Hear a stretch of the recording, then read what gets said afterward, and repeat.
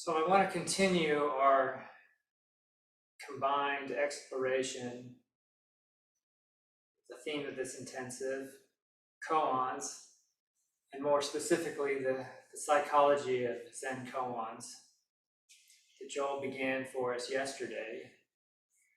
We just continued with a very open discussion during inquiry. Zen is known as a special transmission outside of words and letters. Special transmission outside of words and letters. That's the common phrase that's been used. So why is that? They're making the point, they're pointing out that while the sutras and texts that have been handed down to us contain many pointers, the pointers are not it.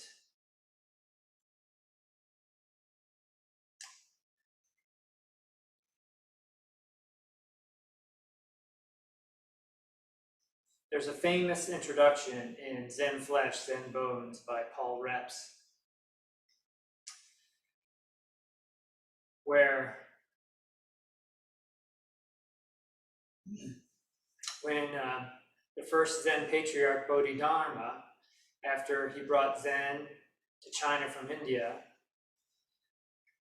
according to his biographer, Bodhidharma wished to go home and gathered his disciples about him to test the apperception.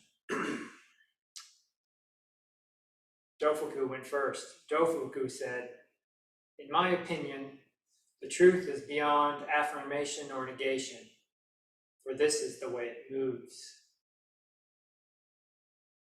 Bodhidharma replied, "You have my skin." The nun Soji said, "In my view, it is like Ananda's sight of the Buddha land, seen once and forever." Bodhidharma answered, "You have my flesh."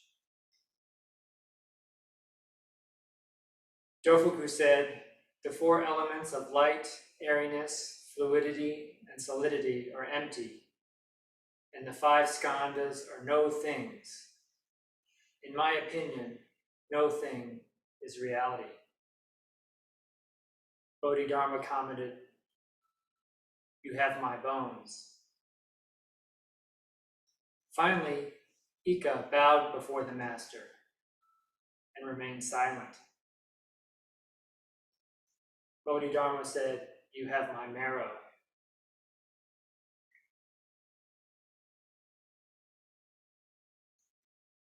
Old Zen was so fresh it became treasured and remembered. Here are the fragments of its skin, flesh, bones, but not its marrow, never found in words.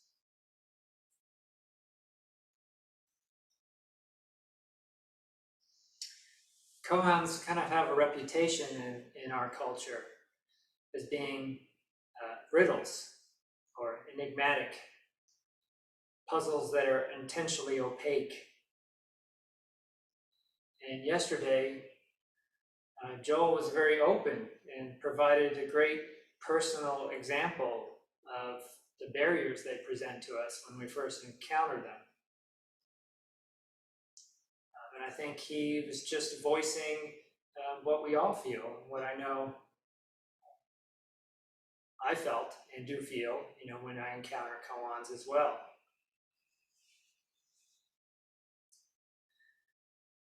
So perhaps it's good to begin with why that is. This is from the Mumon Kan, the Gateless Gate, which is a classic collection of Zen koans. And here they're talking about finding your essential nature and the method of finding your essential nature. The entrance into Zen is the grasping of one's essential nature. It is absolutely impossible, however, to come to a clear understanding of our essential nature by any intellectual or philosophical method. It is accomplished only by the experience of self-realization through Zazen. And the koans used in Zen can be seen through only when looked at from the essential point of view. Therefore, to the person whose enlightened eye has not been opened, Zen koans seem impractical, illogical, and against common sense. Once this eye has been opened, however, all koans express natural matters and relate the most obvious of realities. So it's about finding your essential nature, touching the Buddha nature, discovering it for yourself.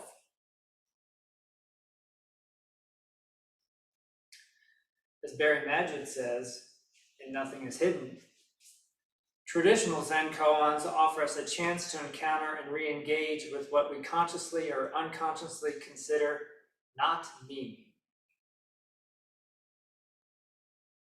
Sometimes, as in my case, it will be a part of me that is considered damaged, shameful, or incongruent with the person I'm trying to be. But there is a much wider range of self-experience from which we may be cutting ourselves off. We may try to deny or minimize our animal nature, striving to be rational rather than emotional, in control rather than vulnerable to the vicissitudes of life. We may attempt to deny our very mortality and try to make what we call the spiritual into a portal into another, perhaps immortal life, beyond death. We may deny the part of ourselves that is interconnected and dependent on others, seeking autonomy and stoic self-sufficiency. And finally, we may cut ourselves off from our own intrinsic wholeness and perfection, idealizing teachers or Buddhas whom we imagine are utterly and qualitatively different from ourselves, beings of another order, whose attainments can never really be fully our own.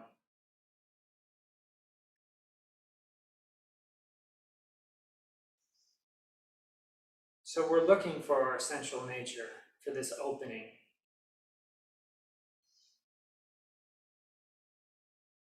And as Barry says, to contact or consider what's not me, what's been broken off.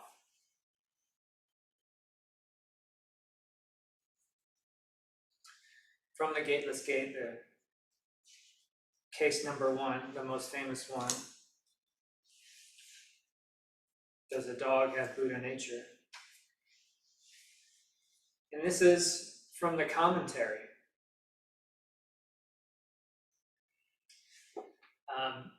And case number 1, moo, like the sound of one hand clapping, those are considered, I think it's called wato, or opening koans. Koans that in the, I want to say, Zen training curriculum, let's put it that way, Zen training curriculum, are seen as an opening, an initial, a way to provide students with an initial glimpse into their Buddha nature, no separation.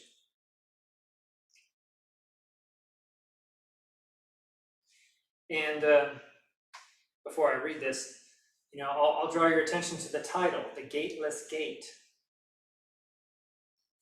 which is the translation of the Mumon Kan. The Gateless Gate. A gate, something that you pass through, right? Something that divides one side from another. Right? But in this case, it's a gateless gate, one where there is no barrier. One, it questions about, is there a division at all? If anyone can walk through at any time, is it a gate?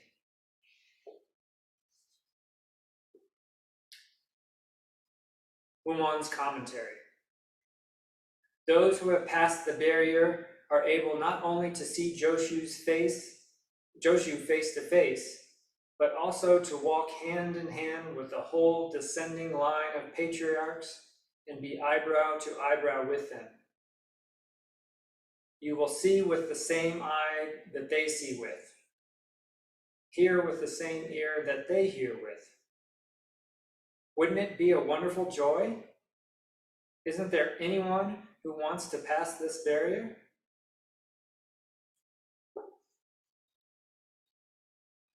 This is his commentary about what's on the other side of this gateless gate.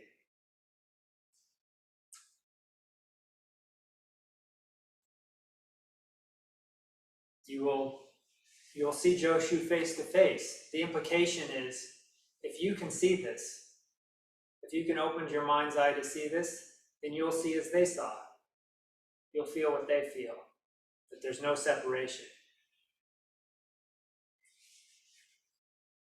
And there's a lot of this type of language in the Koan literature. Further down, this is the commentary on the commentary of the same Koan. We like to comment.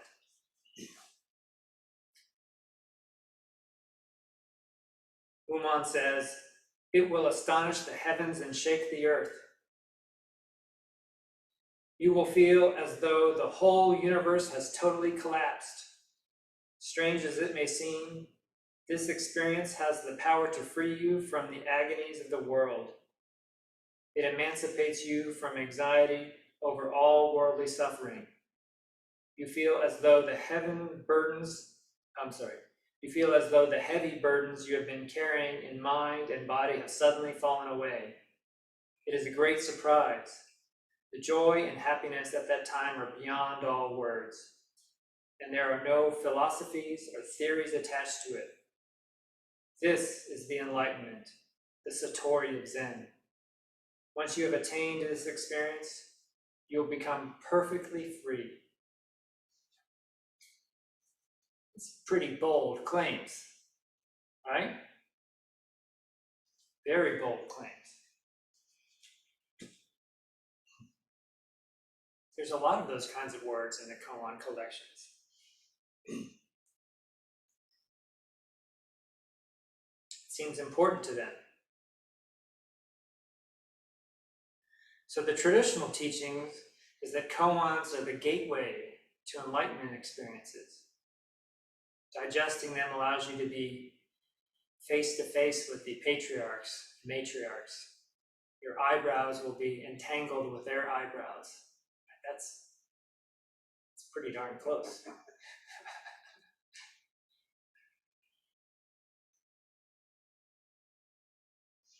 But in our tradition here in Appamada, and mainly in the United States, we don't engage in koan practice that way. In the Soto lineage, of which we're a part, where shikantaza, or just sitting, is more the mode of practice training, we don't put as much emphasis into these enlightenment experiences.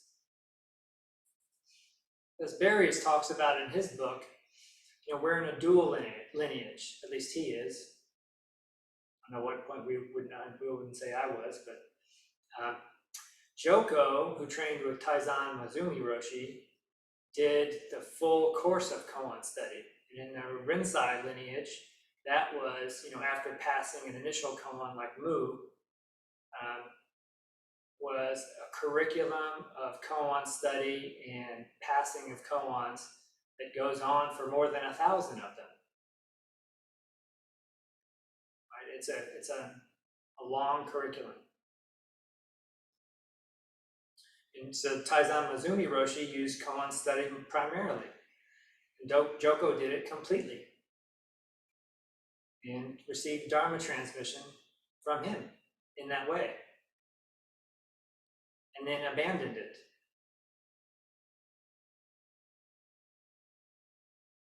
So it's interesting to hear Barry's take and what he says about Joko, about why that is. Why is it we're all here talking about Joko all the time and we aren't passing koans?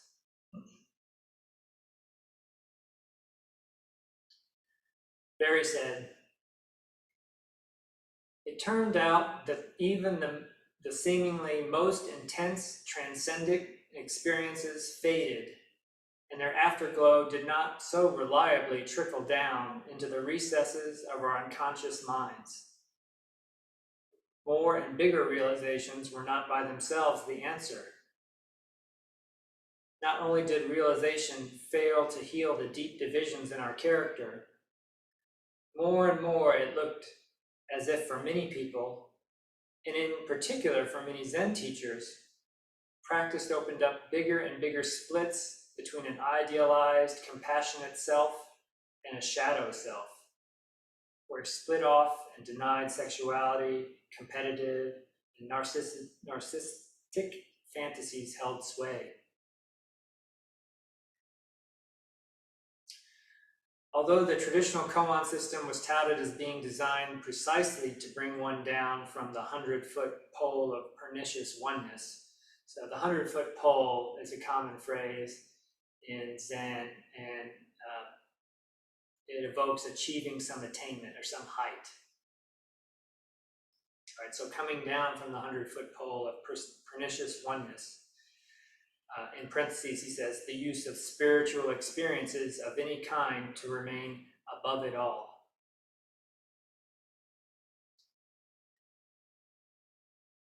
So traditional koan system was touted as being designed to precisely bring one down from the 100-foot pole of pernicious oneness.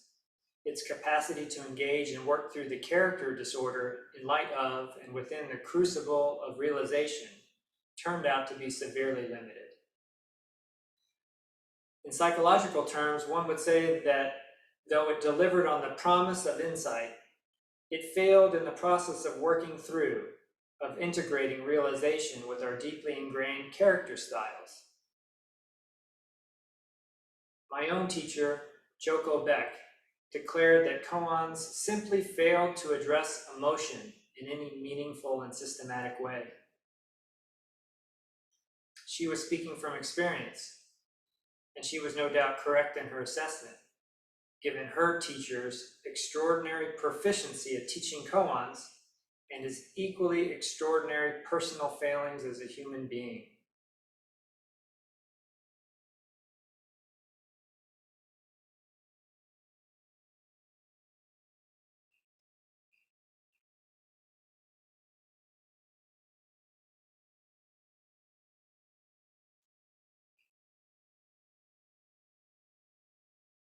So there's some limits to koans, he's pointing out. They're not a magic pill that will take away all of your habitual reactivity and bad behavior.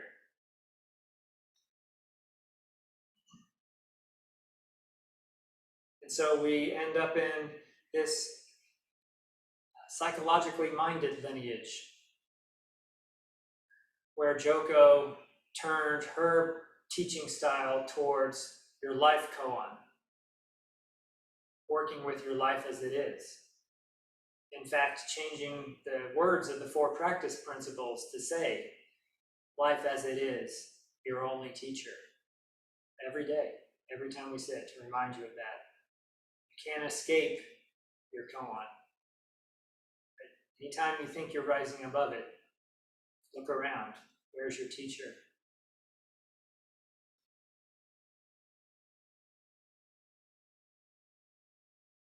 The gateless gate. So if there's no gate, why do we struggle to enter?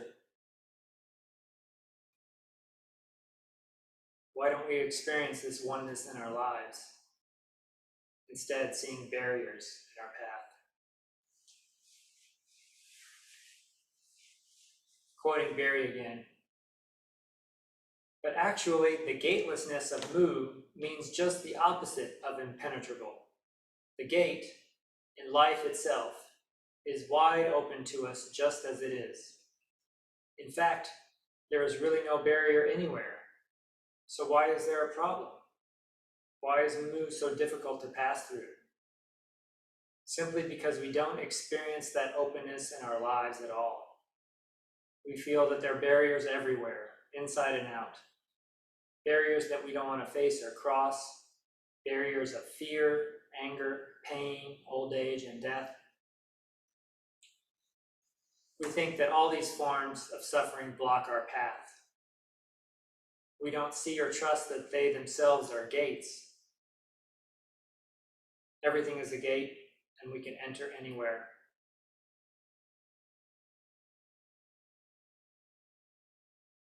The hard work of our practice is learning to recognize and acknowledge that we ourselves have imagined and set up these barriers. Only when we are really willing to enter the territory that they have shut off from us will we find ourselves in that wide, open, barrierless life that Wu Men offered to show us. So at the most basic level then, this old story about Chao Chu, a monk, and a dog is all about a problem of separation, about the artificial barriers we experience within ourselves and between one another, cutting us off from life as it is. And Wu Men offers us the teaching of concentrating on this one word, mu, as a way of breaking down these barriers.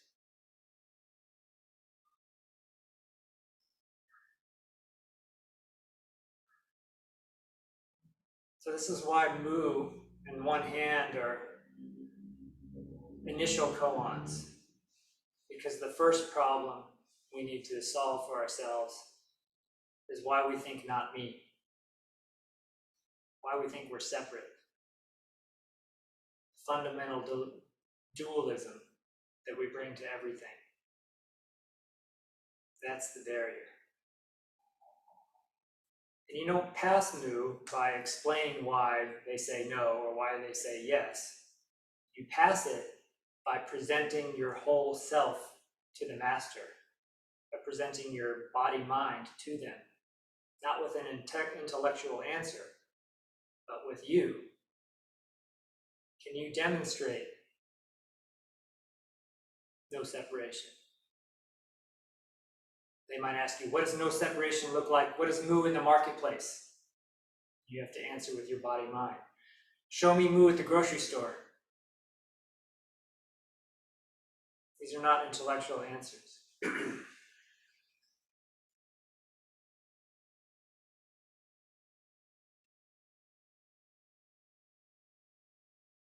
The paradox of Chao Chu's answer, his answer mu to the question, does the dog have Buddha nature?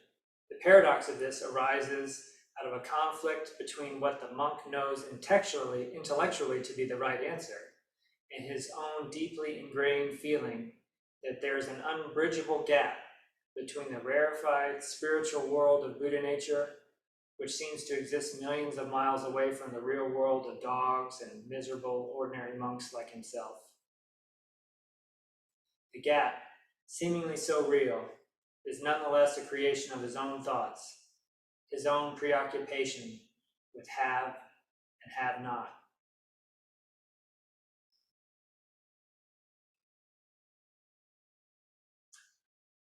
Barry says, mu is emotional flypaper for our own thoughts and beliefs about what separates us and why we can't be it.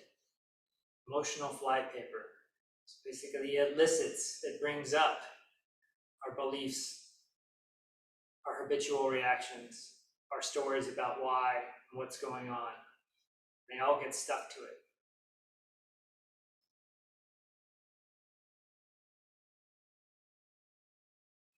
When the Zen teacher asks you to show me mu,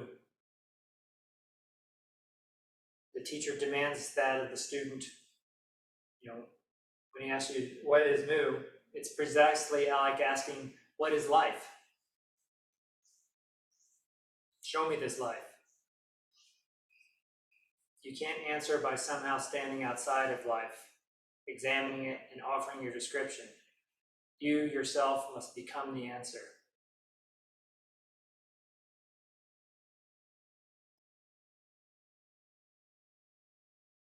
So mu is designed as a powerful medicine for self-centeredness, to counteract it.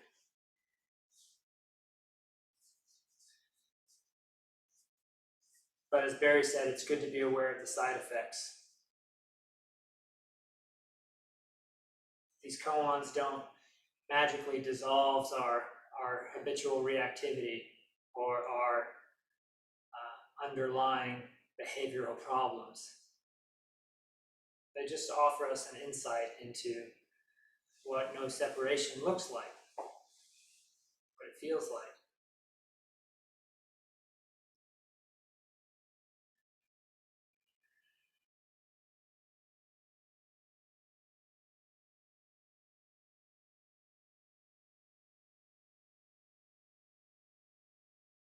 Life as it is, our only teacher.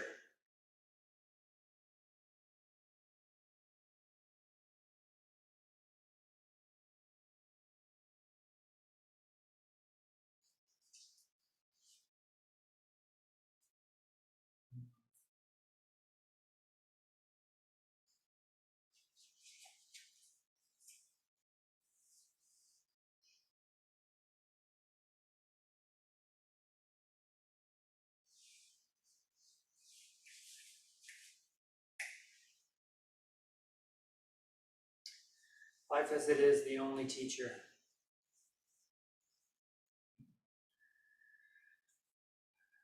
I've heard Barry say before in some of his recorded talks that Shoku, when she was discussing Zen teachers and whatever new Dharma teacher had come to town to give a talk, she would say, "You want to know how far I'd go to meet a new Zen teacher? Maybe across the room. Maybe." Because she really felt that life was your teacher. Learning to work with it was going to be more useful than learning to work with koans.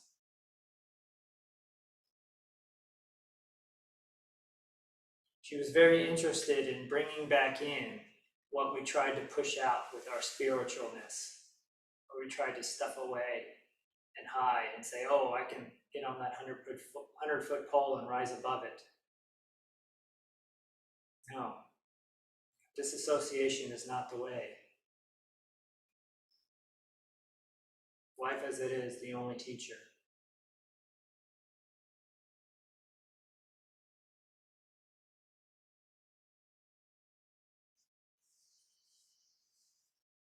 Barry says our practice is a dialectic between self-discovery, that is, what no one can do for us, and self-forgetting, a forsaking of will and a surrender into a life of practice that is not of our own creation. Self-discovery, we must discover for ourselves, and self-forgetting, surrendering into a life of practice that we're not creating.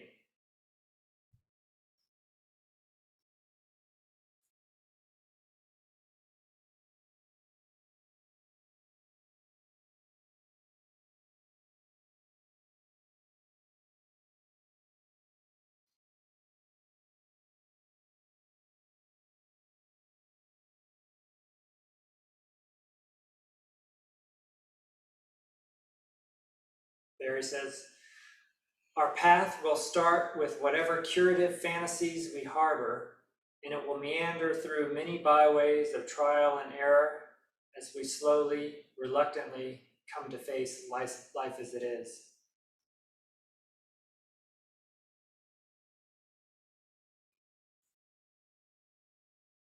These koans can be flypaper for our curative fantasies. Curative fantasies, that's one of Barry's ongoing phrases.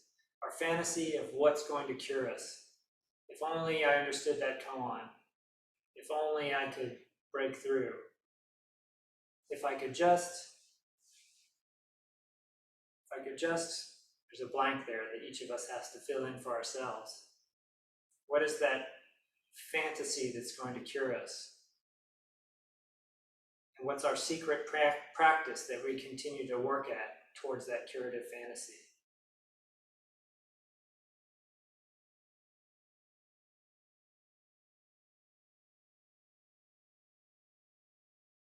Quoting Barry again, I've written previously of the curative fantasies that all of us bring to the start of practice. These are inevitable and, like transference in a therapeutic relationship, are precisely what practice is designed to elicit and work through. So he's saying a curative fantasy, that's just where we start. And that this practice is going to elicit those. It's going to make them come to the surface. And if we learn to pay attention in the right way, hopefully bring them into consciousness. So quoting again. They are precisely what practice is designed to elicit and work through.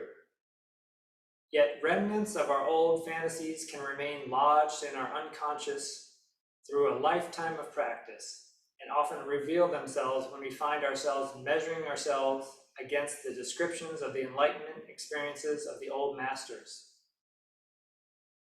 But those old stories are themselves hagiographic constructions, arranged to one degree or another within a certain formulaic narrative structure, so as to illuminate and epitomize a traditional model of what constitutes a master and what constitutes the experience of enlightenment.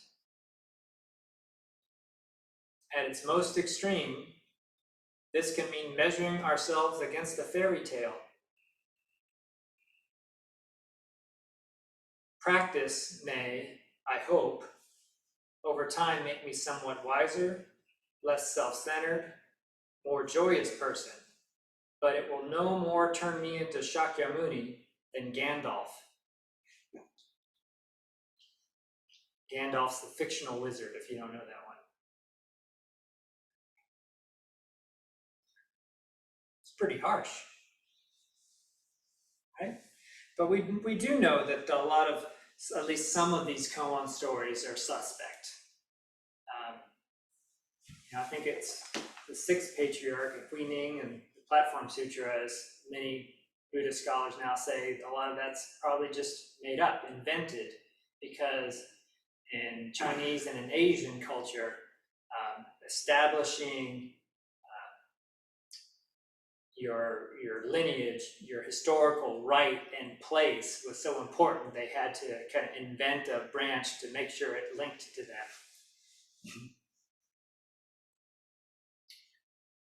But we have to make sure we're not measuring ourselves against fairy tales or Gandalf. Maybe we could use Harry Potter now. I don't know when this book was written. Harry Potter might work.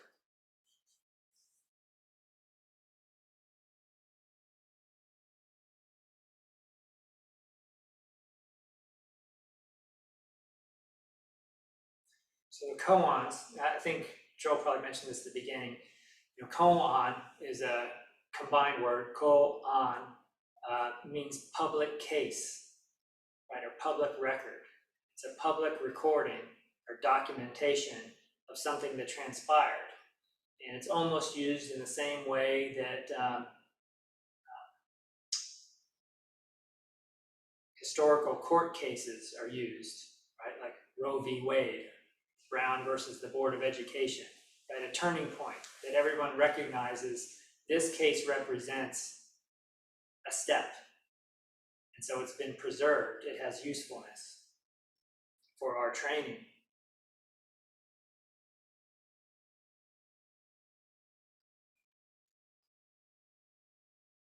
And some, like the Huanto of Mu in one hand, are designed to elicit a breakthrough experience. And some are just designed to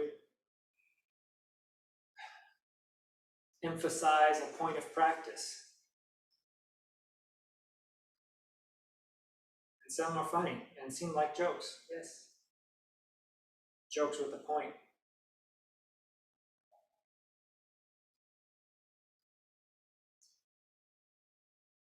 Zen is known as a special transmission, outside all words and letters,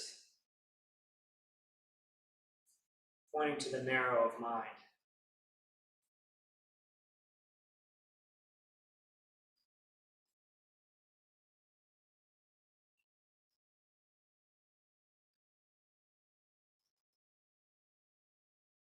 There are many. The last thing I want to bring up and is talk about Cohen Collections and why they're there. There are many Koan collections that have been recorded and transcribed, passed down as important and almost sacred in our lineages. The Blue Cliff Record, or Hekiganroku. There's 100 cases in that book, coming to us from, over 1,000 years. The Mumon Khan, or Gateless Gate, Gateless Barrier, 48 cases.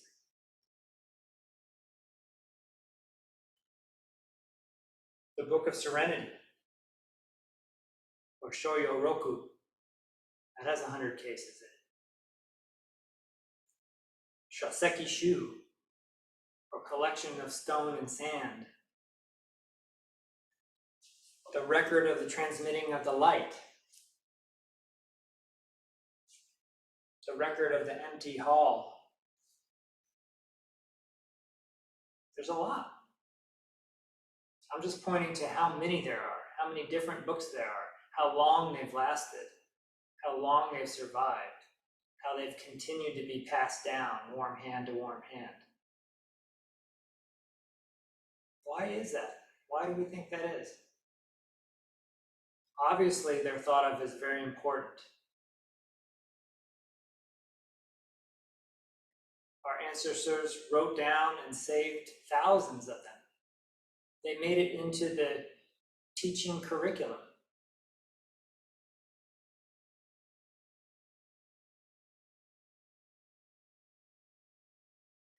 A special transmission beyond all words and letters. And yet, thousands of written documents of transmission. But if we step back for a moment and say, what's the content of them? What did they write down? They wrote down a meeting. They didn't write down the sutra. They wrote down warm hand to warm hand. Two people met. Something happened. They connected. Something was transmitted there. It was important. So what we have, what we're left with, is not riddles. What we're left with is thousands of documents of a warm hand to warm hand meeting, of relating, of transmitting this mind, this very mind, this ordinary mind, from one to another.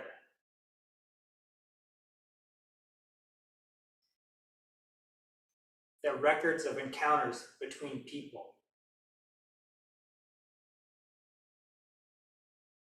Vignettes of relationship. Moments that mattered.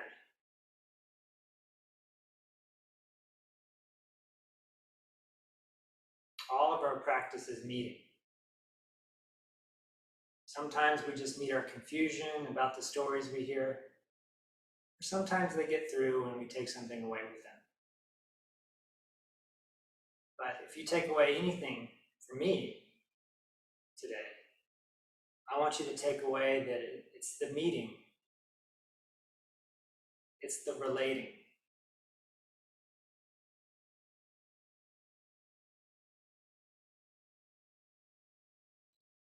And I'll share my own little koan, where when Peg was creating a big book, a picture book for Flint's birthday, I forget which birthday it was, 5 or 10 years ago, maybe. I'm looking at Joel, see if he remembers that. I'm sure some of you guys remember that. She asked for Flint stories or things like that. I don't remember how she put it. And I immediately knew I had one, which was my little koan to record. It was probably maybe my second or third year of intense practice with Flint as my primary teacher. I was coming here 4 or 5 days a week and doing 3 or 4 intensives a year, seeing him for practice discussion as much as I could. And the bell rang and I went into the practice discussion room with Flint that morning, and I bowed and I sat down, and I was trembling because I was so nervous. And I said, I'm really getting tired of trying to impress you. And he just looked at me and his face smiled and he said, thank goodness.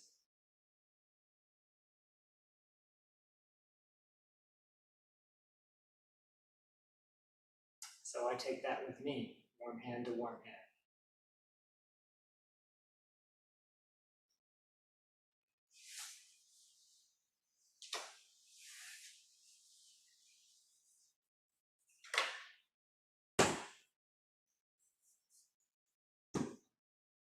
We have a few minutes available if anyone has any questions or comments or reflections.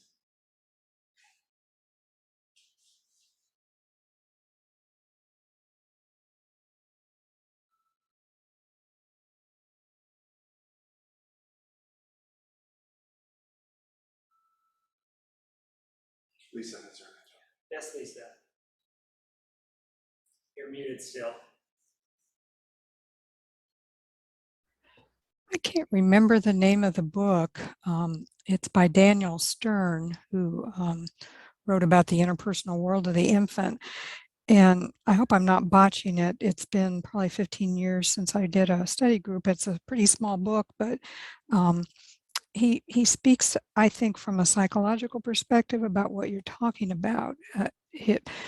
That insight is insufficient to be mutative in someone's life, and it's the moments of meeting that in his practice he found when two souls genuinely met in the therapeutic encounter, that was more mutative than a moment of interpretive insight, I guess. And I've carried that with me for many years because I think he's speaking to what you're talking about, which is that it's something much deeper, and that we have to get moved off of the intellectual plane to engage our whole self with another, with ourselves, with nature, with whatever, with the moment, whatever we're engaging with. But okay, that's all. Yeah. So, Well, really appreciate your talk. yeah, Mu, what we forget is passing that koan was often considered the start of someone's training. Mm. The decades and decades after that was learning how to integrate that insight, integrate that experience into your daily behavior, into how you met people and things. That was the work. While the insights were tough to come by, there was never the thought that an insight was enough. We lose sight of that. When the way the books hand things down, it's like bang, bang, bang, so-and-so was greatly enlightened, the end. No, that's the beginning. Yes, Ken. Guo had, I think it was him, had a little bit different take on stepping off the 100-foot pole, and rather than it being like you've gotten somewhere, it's like where you start from after you've come off. And I really like that idea that, there are these big obstacles, or maybe going through the Gateless Gate would be the same thing, and you think you've achieved something, or graduating from college, or whatever it's going to be, or from grammar school, or all these steps are not getting there. Right. Yeah, like Mu was the beginning, the first koan, but then people often end up stuck there. They end up having an insight that seems magical to them and very profound kind of transformational experience for themselves. But if they can't move beyond it, if they can't step off the 100-foot pole, if they can't come back down, there's a lot of sayings in the old books about Zen sickness and the stench of Zen. And it was the people that are floating around like everything is empty and they've had this insight, right? And they're really not dealing with the reality. They haven't come back down. A a high school friend of mine was involved in a lot of sports. I was telling him that my grandson's doing long distance running now, and he said the value of sports is that it teaches you how to lose, which is a similar thing, I think, to what you're saying. Not necessarily losing, but like you have to solve the koan or whatever, complete it, and then you have to get over that, right, to get to the next one. And so it can be a barrier itself. Joel, were you going to say something? I'm terrified to ask this question. But what does this phrase mean, to pass a koan? What does it mean to pass a movie? Basically, the master, the teacher, would give you a pass or failing grade. So and the way the process worked is you would work with the koan like mu. They would ring the bell. You would come in for dokusan, sit down, and they'd say, "Okay, show me mu." I'd be like, "Nope." Ring the bell, and you do that 100 or 1,000 times, every time trying to answer it, trying to demonstrate your understanding, that you had an insight and you understood it.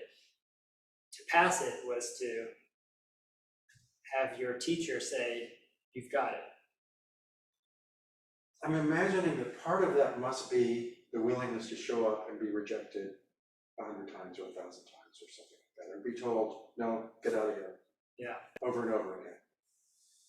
I tried to do a bit of Koan study early on, and I remember asking Flint about it, because this was when I was trying this.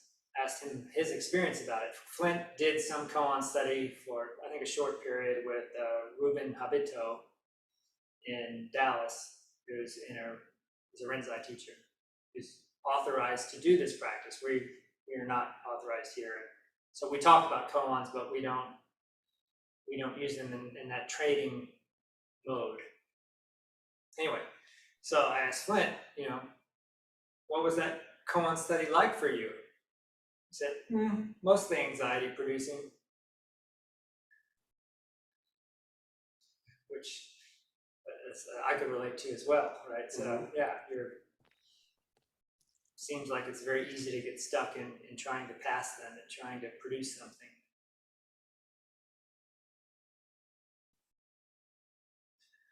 Olivia, yes. I'm not really sure the source, but I know that the teacher quoted the source.